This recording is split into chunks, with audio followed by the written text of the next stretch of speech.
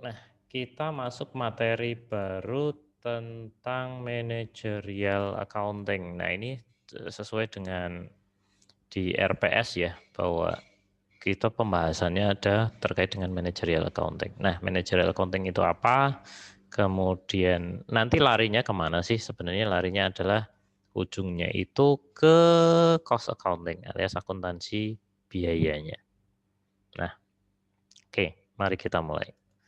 Nah, untuk managerial accounting, nah tujuannya itu apa sih sebenarnya managerial accounting?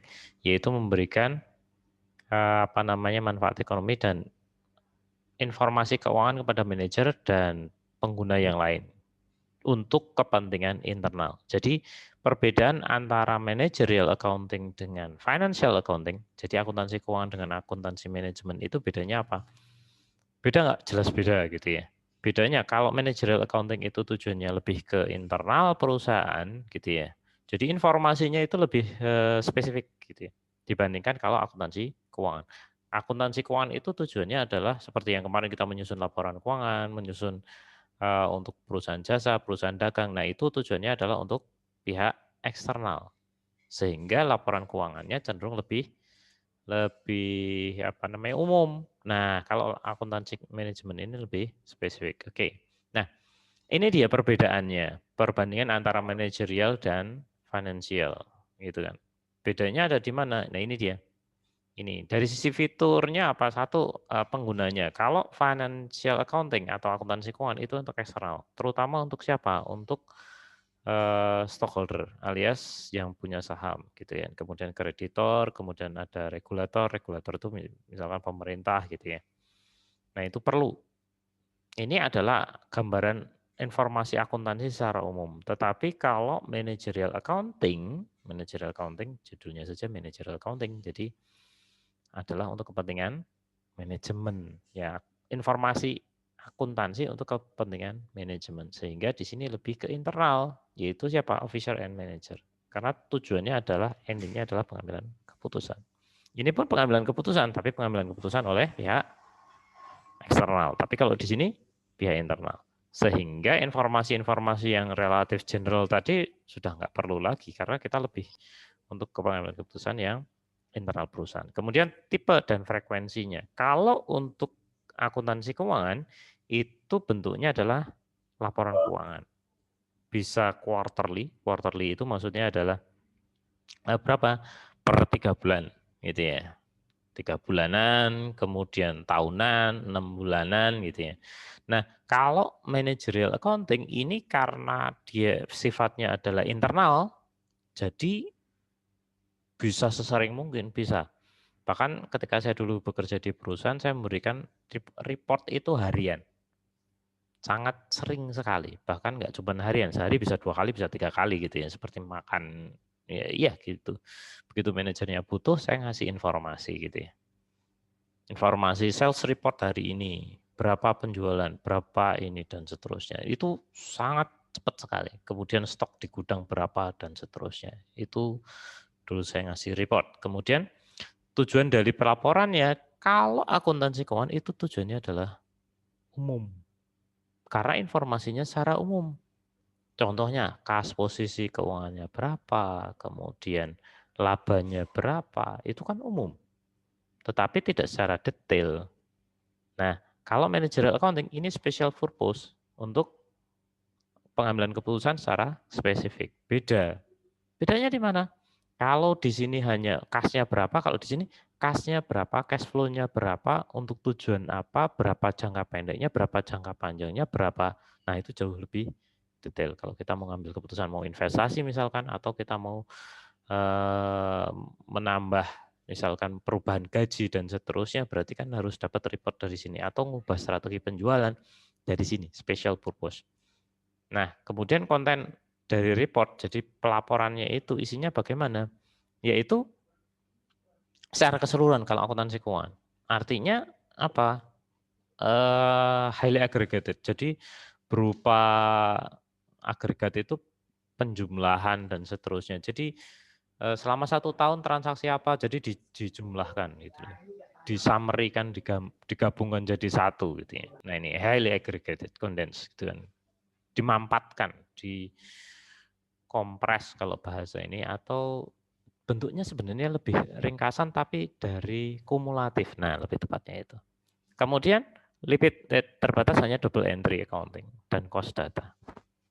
Terbatas sekali. Kemudian di sini dasarnya. Nah, ini nggak boleh sembarangan. Ada standarnya. Standarnya apa? PABU kalau di Indonesia. Prinsip akuntansi berterima umum. Kalau di nama lainnya adalah Generally Accepted Accounting Principle. Nah, seperti itu. Nah, sedangkan kalau akuntansi manajemen itu tidak ada standarnya. Tergantung perusahaan. Perusahaan membutuhkan informasi seperti apa, nah itu yang akan disajikan gitu ya. Yaitu pertanyaan sub unit of the business, bisa sub unitnya bisa lebih rendah, lebih kecil, lebih detail lagi gitu ya. Very detail, sangat detail. Hari ini, per besok, per ini sekian dan seterusnya. Kemudian extends beyond the double entry, nggak cuma double entry bookkeeping, tetapi informasi akuntansi yang relevan. Kemudian standarnya itu terkait dengan pengambilan keputusan gitu ya. Apa yang dibutuhkan dalam pengambilan keputusan itulah yang diambil. Kemudian proses verifikasinya kalau akuntansi keuangan diaudit oleh CPA gitu ya. Gitu.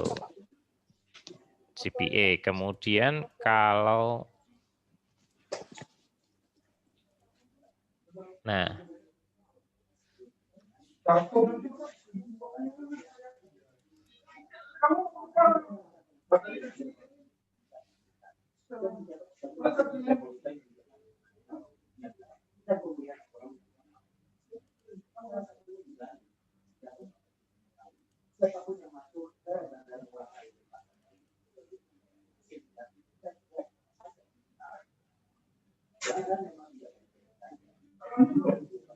Oke, kemudian untuk akuntansi manajemen itu tidak ada independent audit. Jadi auditornya lebih banyak auditor internal karena di sini lebih banyak ke operasional.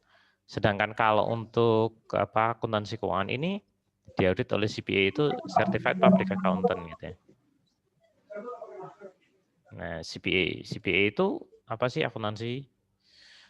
KAP lah, kantor akuntan publik kalau di Indonesia. Nah, kemudian fungsinya kalau dari akuntansi manajemen itu lebih banyak ke planning, directing, and controlling. Karena ini memang yang jadi hal yang penting sekali gitu ya. Nah, itu seperti itu. Jadi misalkan di sini ada perencanaan gitu ya. Perencanaan berarti ada maximize short term profit. Nah, contohnya ini perencanaan. Untuk tujuannya apa? Untuk memaksimalkan laba jangka pendek. Serta apa? Market share. Market share itu pangsa pasarnya. Kemudian apalagi komitmen untuk environmental protection and social programs. Jadi CSR contohnya. Kemudian add value to business, menambah nilai. Nilai perusahaannya itu biar lebih tinggi. Contohnya ya kita memberikan nilai tambah yang lebih kepada customer melalui produk ataupun jasa yang kita berikan. Nah, fungsi directing misalkan ke koordinasi, kemudian mengimplementasi tujuan dari apa yang sudah direncanakan, kemudian memberikan insentif berupa motivasi. Insentif tujuannya adalah memotivasi karyawan. Kemudian hire and train employees gitu ya. Jadi direkrut, di training, kemudian udah ya itu untuk meningkatkan kinerja karyawan. Nah, makanya ada beberapa perusahaan yang kemudian menggandeng kampus gitu ya. Daripada dia membuat training center, mendingan kampusnya yang dijadikan training center. Jadi karyawan yang masuk ke situ, udah atau hire saja dari misalkan dari politeknik. Nah, seperti kita itu. Bisa. Ketika memang mereka butuh karyawan yang banyak, kita bisa desain tertentu gitu ya. Kemudian produce a smooth running operations. Jadi biar operasionalnya lebih baik gitu ya. Kemudian kalau pengendalian, kalau tadi ini adalah perencanaan. Perencanaan ini proses awal. Kemudian yang kedua adalah directing. Jadi bagaimana rencana ini bisa dilaksanakan ya kita direct. Ini harusnya begini, mengikuti urutannya A, B, C, D, E, dan seterusnya. Selanjutnya ketika ini diimplementasi atau directing ini, yang berikutnya adalah controlling. Artinya memastikan bahwa semua terkendali dengan baik, yaitu keeping activities on track. Jadi memastikan bahwa apa yang kita rencanakan itu betul-betul dilaksanakan dengan baik gitu ya. Kemudian menentukan apakah tujuannya itu sudah tercapai atau belum, kemudian memutuskan perubahan. Ketika memang terjadi apa namanya yang kita rencanakan itu tidak sesuai, kondisinya berubah. Contohnya adalah kita. Nah, sekarang ini kita kan kuliahnya online. Kenapa kok bisa berubah? Awalnya kita rencananya adalah kuliahnya offline, gitu ya, secara langsung ketemu tatap muka langsung. Saya juga ngajarnya secara langsung gitu ya. Jadi human touch, saya tahu si A, si B ngerjain atau enggak dan seterusnya dari situ. Nah, tapi nggak mungkin karena ada COVID sehingga kemudian kita rubah. Nah, untuk memastikan perubahannya tadi, tapi dengan tujuan yang sama apa? Kuliah tetap jalan gitu ya. Gitu contohnya. Kemudian ya, may use an informal atau formal system evaluation. Bisa jadi formal, sistem evaluasinya bisa juga informal, tergantung. Tergantung dari kondisi ketika terjadi perubahan ya kita rubah lagi. Dan itu biasa dalam hal perencanaan. Tapi hal pertama yang dilakukan kalau dari sistem manajemen adalah perencanaan, kemudian pelaksanaan, kemudian pengendalian. Oke. Nah, ini saya skip. Nah, ini struktur organisasi. Tentunya sudah tahu ini stockholder, pemegang saham, kemudian ada BOD, Board of Director. Jadi BOD ini adalah direktur-direktur dewan direksi gitu ya. Ini adalah pemegang saham. Pemegang saham itu tertinggi. Kalau ini strukturnya untuk PT ya, Corporate Organization gitu ya. Nah, kemudian CEO, Chief Executive Officer dan Presiden, Presdir gitu ya. Presiden direktur gitu kan. Nah, itu di sini. Oke, maaf. Kemudian ada General Counsel Secretary, kemudian Vice President, Marketing, Finance Officer, Vice President Operation. Jadi ini manajer-manajer di operasional, sisi operasional. Ada HR, kemudian ada Treasurer dan Controller gitu ya. Nah, ini contohnya hubungannya. Nah, kalau ini hubungannya direct, langsung. Kenapa? Garisnya tidak putus-putus, tapi garisnya adalah tegas. Kalau putus-putus berarti hubungannya adalah koordinasi. Tapi kalau ini enggak, langsung. Jadi dia under general itu under CEO, ini semua under CEO, kemudian CEO under BOD. BOD pemegang saham inilah yang paling kekuasaan tertinggi. Wah, gitu. Oke, itu dari sisi ini. Ini true or false? Yang mana? Oke, nggak apa-apa. Ini false. Managerial accounting have single role within organization. Nggak banyak gitu ya. Financial accounting reports are general purpose and betul? Untuk eksternal. Betul. Kemudian managerial accounting reports are special purpose. And issue as frequently. Betul. Ya. Manager activities and responsibility can be classified into 3 broad function: cost accounting, budgeting, internal control. Salah gitu ya. Kemudian manager accounting report must now comply. Enggak harus pakai GAAP karena setiap perusahaan punya standar yang berbeda sesuai dengan kebutuhannya. Jadi false gitu ya. Oke. Nah, manager should ask questions such as the following. Jadi seorang manajer itu harus bisa punya sense gitu ya. Ketika kita bicara cost accounting ya berarti apa sih gitu ya. Yang pertama adalah what cost. Biaya-biaya apakah yang termasuk yang akan dibutuhkan untuk membuat suatu produk atau memberikan jasa. Ketika kita mau melaksanakan bisnis, oh produknya apa? Nah, sama halnya kemarin ketika kalian ikut bisnis meetingnya itu dia. Atau kalian punya ide gitu kan, udah bisnis dan seterusnya. Nah, kira-kira kita mau bikin apa? Nah, terus dari pembuat apa atau memberikan jasa apa itu kira-kira cost-nya apa saja atau biaya yang dibutuhkan apa saja dan berapa jumlahnya kan gitu. Terus kalau gitu kemudian duitnya dari mana gitu kan. Nah, kemudian pertanyaan berikutnya adalah if we decrease production volume, kalau kita mau menurunkan jumlah volume produksi, apakah cost-nya juga turun? Belum tentu. Kok belum tentu, Pak? Ya, dalam production cost itu ada dua yang akan terpengaruh oleh volume dan ada yang tidak.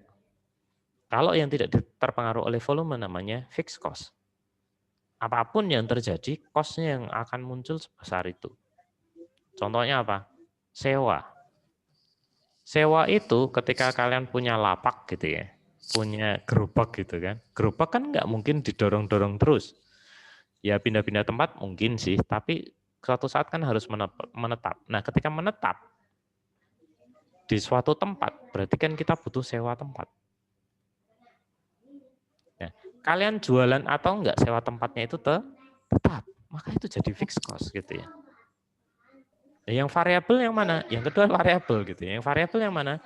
Adalah produksinya. Iya, produksi. Kalau misalkan kita jual gorengan, berarti ya ada tahu, ada tempe, ada pisang, ada macam-macam gitu ya. Ada tepungnya, ada minyaknya, itu adalah yang variabel. Tetapi ketika kalian menetap di suatu tempat, maka tempat itulah jadi fixed cost. Berapapun ya itu. Gitu ya. Kemudian, what impact will automation have total cost? Nah, ketika kita misalkan otomasi itu berarti menggunakan robot dan seterusnya, berapa sih total cost-nya? Kemudian kalau kita menggunakan sistem otomasi, berapa sih yang kita hemat? Kalau itu hemat. Tapi di satu sisi kalau sistem otomasi berarti ada investasi. Nah, investasi sebesar apakah dan berapakah nilainya baru kemudian akan balik modal gitu ya. Itu yang harus kita hitung. Kan kita mikirnya adalah berpikirnya jangka pendek atau jangka panjang. Nah, itu banyak gitu kan. How can we best control cost dan bagaimanakah kemudian kita mengendalikan yang namanya cost tadi. Gitu ya. Oke, nah ada yang disebut dengan manufacturing cost. Manufacturing cost adalah biaya-biaya atau cost yang digunakan untuk membuat suatu produk. Gitu ya. Ketika kita bicara cost manufacturing, nah ini dia. Ada yang disebut sebagai direct material. Direct material adalah bahan baku langsung. Kalau kita balik lagi tadi, ketika kita bicara soal gorengan, nah gorengan itu bahan baku langsungnya apa? Bahan baku langsungnya adalah ada tepung, ada tempe, ada tahu, gitu ya. Kemudian ada minyak. Nah itu direct material. Kemudian ada direct labor, gitu ya. Direct labor ini apa sih? Kalau ini bahan baku langsung, ini tenaga kerja langsung. Berarti yang ngerjain dong, yes. Yang mengerjakan siapa? Orang lah Pak. Iya iyalah, orang. Betul. Nah, cuman masalahnya orangnya berapa jumlahnya, berapa lama dia bekerja. Kalau kita ngitung mau berapa sih gitu ya. Berapa banyak gitu ya. Boleh nggak aku yang pakai? Aku pakai tangannya. Oke. Nah, kemudian yang terakhir adalah manufacturing overhead. Jadi production cost selain biaya langsung, direct material, bahan baku langsung gitu ya. Selain bahan baku langsung, selain tenaga kerja langsung adalah dimasukkan ke dalam manufacturing overhead. Jadi manufacturing cost ada 3. Satu adalah direct material, yang kedua direct labor, yang ketiga adalah manufacturing overhead. Biaya overhead. Biaya overhead apa sih? Seluruh biaya selain seluruh biaya atau seluruh cost, seluruh manufacturing cost selain direct lab material dan direct labor. Oke. Ya, selain itu, selain direct labor dan direct material, maka disebut sebagai manufacturing overhead. Itu untuk manufacturing cost. Ya. Jadi apalagi Pak? Misalkan berarti ada apa lagi? Air. Air itu bahan baku langsung bukan? Air untuk cuci-cuci. Bukan. Dia masuknya manufacturing overhead. Ya. Listrik. Misalkan kalau kita bikin kue kan butuh listrik. Bisakah kita telusur listriknya berapa untuk satu kue? Susah. Enggak. Terus apa lagi? Gas. Kalau tukang gorengan itu butuh gas kan? untuk masak. Enggak Pak, pakai kayu bakar. Ya udahlah kayu bakarnya. Jarang sekarang pakai kayu bakar, semuanya pakai gas. Oke, gasnya itu bisakah kita telusur secara langsung? Enggak bisa, maka itu manufacturing overhead. Per satu produknya bisa kita hitung gasnya berapa yang dipakai? Enggak Tidak. bisa. Enggak bisa, gorengannya enggak bisa. Susah. Maka itulah sebagai manufacturing overhead. Jadi yang ketika tidak bisa ditelusur secara langsung dan kita tidak bisa mendefinisikan ke direct material, bahan baku langsung, dan tenaga kerja langsung. Kalau tenaga kerja langsung ya yang goreng itu kan, ya berapa jam dan seterusnya bisa kita itu. Masalahnya yang lain-lain, air buat nyuci, gasnya, dan lain sebagainya. Maka itu yang masuk dalam proses produksi ya.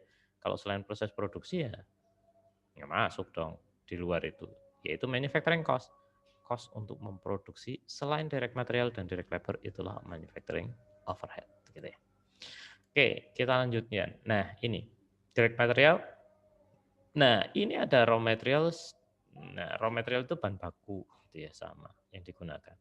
Kemudian direct material, raw materials yang dapat dihitung secara langsung dan secara langsung berkaitan dengan finished product.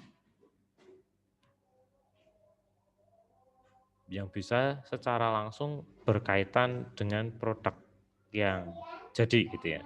Selama manufacturing proses, selama proses produksi, itulah disebut direct material.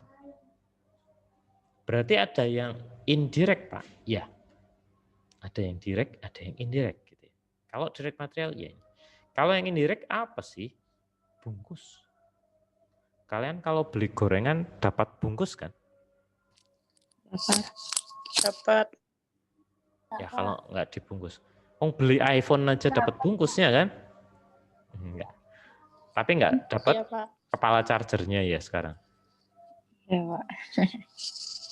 iPhone 12 harga 15 juta, harga 20 juta nggak dapat kepala charger. Ya kan sekarang? Nah, kayak gitu. Iya, Pak. Dapat handphone sama kabelnya aja. Sekarang itu. Puluhan juta cuma dapat itu. Nah, Nggak tahu, Pak, nggak ada iPhone. iya. Ya gitu deh. Ya. Tapi Xiaomi juga ikut loh. Xiaomi yang Mi 11 itu juga nggak dapat kepala charger. Kemarin baru rilis tanggal 28. Itu di China tapi. Oke. Itu yang pakai Snapdragon 888. Oke. Balik lagi ke sini ya. Nggak usah ke sana. Nah ini ada direct material. Berarti semua yang terkait yang bisa kita telusur langsung, bisa telusur langsung itu maksudnya gimana? Ketika kita bicara soal handphone, ya berarti ada apanya? Ada layarnya, ada LCD-nya gitu ya. Apakah itu panelnya IPS, apakah itu AMOLED, apakah itu IGZO, ataukah itu, nah macam-macam bahasanya. Tapi yang murah itu IPS gitu ya. Makanya tinggal berapa refresh rate-nya, 144 gitu ya, 90, yang paling umum 60 gitu ya, 60 Hz gitu ya. Tapi kalau yang gaming-gaming 90, 144 gitu dan seterusnya. Bahkan monitor pun juga begitu. Tuh, terus ada apa lagi? Ada back cover-nya. Kemudian ada PCB-nya, ada IC-nya, ada prosesornya sendiri gitu ya. Kalau iPhone pakai A14 gitu yang terbaru gitu ya. A14 Bionic gitu ya. Kalau yang keluaran Snapdragon ya Qualcomm Snapdragon yang terbaru adalah baru keluar 888, seri 888 gitu ya. Terus kalau MediaTek ada seri G. Nah, seri G itu untuk gaming, seri P, P35, P25, P90, P60, 70, tapi sekarang sudah lebih banyak yang dipakai P90 atau Dimensity dan seterusnya. Nah, itu adalah untuk membuat itu yang bisa kita telusur ketika kita beli produknya, ketika kita buka kita pretelin gitu ya. Nah, itu dia. Produk utamanya mah handphone. Nah, itu direct material. Sedangkan ada yang disebut sebagai indirect materials. Indirect materials ini adalah tidak secara spesifik merupakan bagian dari finish produk tadi. Secara fisik enggak. Tapi butuh apa? Bungkus. Nah, itu adalah indirect material. Plastiknya, indirect material. Chargernya, indirect material. Gitu ya. Bagian dari produk ya, tetapi secara tidak langsung gitu ya. Karena produk utamanya adalah handphonenya gitu. Nah, kemudian they are impractical to trace. Jadi susah untuk ditelusur. Kalau bungkus plastik berapa ya bisa sih gitu kan.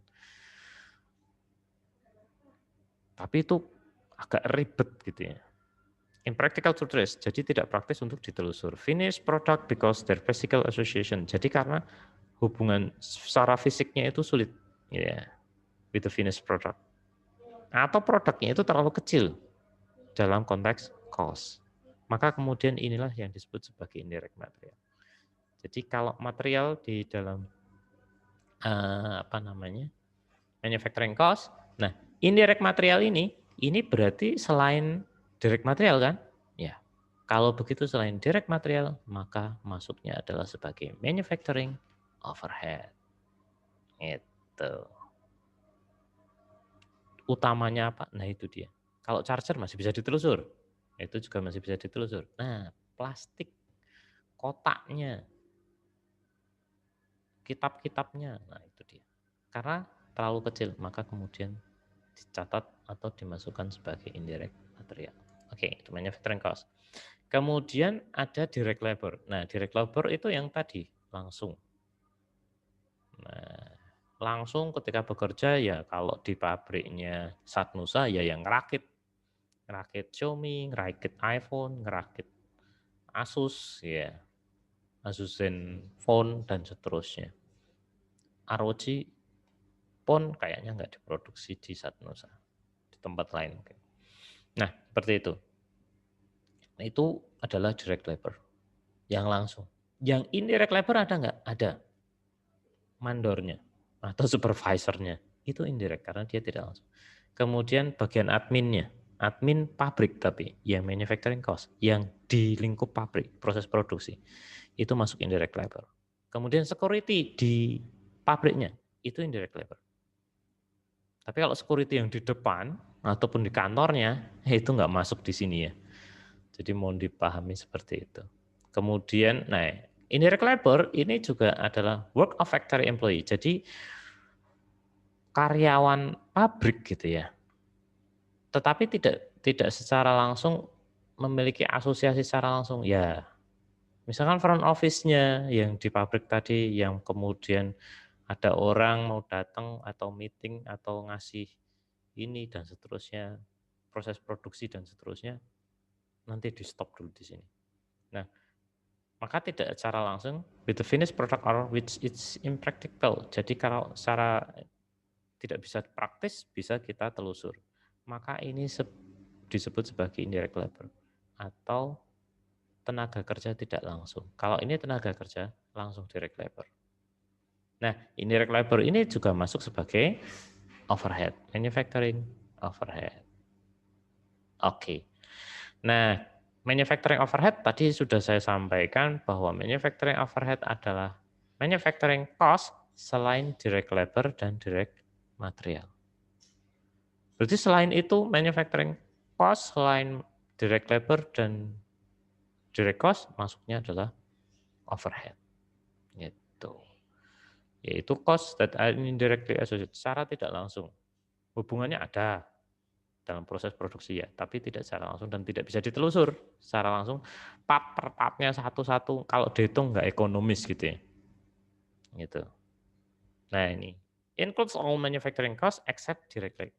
Material and direct labor. Ya selain itu pokoknya proses semua biaya produksi selain direct material dan direct labor. Udah gitu aja, simple. Ya manufacturing overhead. Oke. Saya skip. Oke, masih ada waktu 6 menit. Nah, product cost ini nah yang tadi ringkasannya. Jadi product cost itu ada direct material, direct labor, kemudian manufacturing overhead. Manufacturing overhead selain yaitu manufacturing cost selain direct material dan direct labor. Nah, kemudian ada yang disebut sebagai period cost. Period cost itu yang mana sih? Period cost adalah cost yang bukan manufacturing, tetapi ada. Contohnya adalah administrasi, sales, administration, dan seterusnya. Itu termasuk period cost. Ya. Yaitu cost yang integral part of production, ya, produk, kemudian dicatat inventory account, kemudian ini product cost. Ya, not an expense. Belum jadi expense sampai kemudian dijual. Jadi prosesnya itu kalau kemarin kita perusahaan dagang kan kita beli barang, kemudian kita bisa repackaging, kita package lagi, jual. Atau ya gitu aja beli barang, jual lagi. Dengan selisih harga itu dapatlah gross profit gitu, laba kotor. Nah, kalau ini kita nggak beli, tapi kita bikin sendiri gitu ya. Maka ada product cost. Nah, ketika terjual, maka disebut sebagai cost of goods sold, COGS gitu ya. Nah, period cost ini charge to expense as incurred. Jadi ketika terjadi, ketika muncul, maka dicatat sebagai expense. Contohnya gaji. Gaji siapa? Gaji orang accounting. Gaji orang administrasi. Gaji sales itu period cost. Kemudian ini non-manufacturing cost. Ingat, non-manufacturing cost. Berarti bukan cost production. Kalau bukan cost production, ya intinya tidak ada hubungannya dengan pabrik, tapi dia sebagai supporting. Termasuk selling and administration expense. Kenapa disebut periodik? Karena ini terjadinya secara periodik, bulanan. Gajian kan bulanan. Nah, itu dia. Nah, udah. Nah, ini contohnya untuk product cost. Tadi sudah direct material, direct labor, manufacturing overhead, period cost, selling and administration expense. Itu. Udah gitu aja. Nah, contohnya, nah ini, cost item, material cost 30 per board gitu ya. Ini masuknya adalah sebagai apa? Material, berarti masuknya adalah sebagai direct material, ya kan? Material cost, sudah jelas direct material. Kemudian labor cost, ya direct labor, gitu kan, per board. Karena ini material cost per board, berarti per satu board, kalau dia membuat board, buat papan gitu ya. Labor cost berarti ini direct labor. Kemudian depreciation, nah ada depresiasi, berarti selain direct material dan direct labor, masuknya adalah sebagai manufacturing. Overhead. Betul. Selain ini, kalau dia adalah bagian dari proses produksi, biaya pabrik, biaya. Tapi selain direct material dan direct labor, maka masuknya sebagai manufacturing overhead. Oke, kita lihat lagi. Oke, nah ini. Kalau property tax on factory building, pajak PBB. Maksudnya adalah factory. Ingat kalau ada kata factory, manufacturing berarti maksudnya sebagai ini selain direct material dan direct labor. Berarti maksudnya overhead. Manufacturing overhead. Betul. Advertising cost. Iklan. Ada hubungannya dengan produksi? Enggak. Enggak. Berarti period cost. Sales commission. Komisi penjualan? Komisi period ya.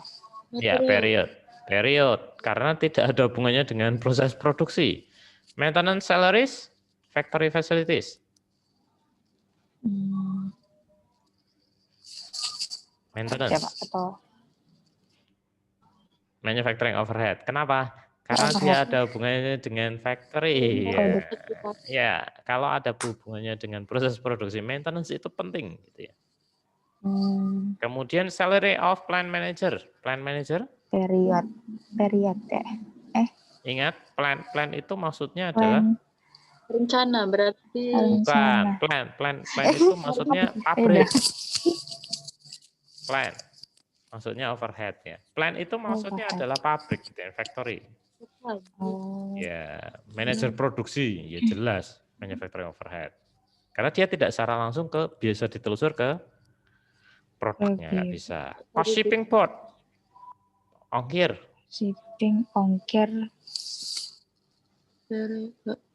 overhead ya Pak? Period. Period. Karena dia tidak ada hubungannya dengan proses produksi. Pengiriman kan termasuk ya bagian dari penjualan. Penjualan. Ya. Oke. Lumayan ya bisa membedain. Nah ini contoh untuk misalkan 10.000 snowboard. Snowboard itu papan peluncur salju gitu ya. Cost-nya misalkan material cost 300.000 ya, 30 kali 10.000, kemudian labor cost-nya 40 kali 10.000, kemudian depresiasinya 25.000, pajaknya 6.000, kemudian maintenance sales-nya 45 dan salary manager adalah 70. Berarti total cost itu berarti seluruhnya. Di sini ada direct material, ada direct labor, kemudian yang di sini sisanya adalah overhead. Overhead-nya mulai dari depreciation sampai dengan salary of plant manager. Maka dijumlahkan jadilah manufacturing cost. Total manufacturing cost-nya adalah 846.000 gitu ya. Oke. Oke, kurang dari 1 menit mungkin setelah ini bisa keputus ya, tapi nanti kita lanjut sedikit karena ada terms-nya yang harus dipahami gitu ya. Nah ini adalah bicycle company, bicycle gitu ya. Sapeda, sapi yang bisa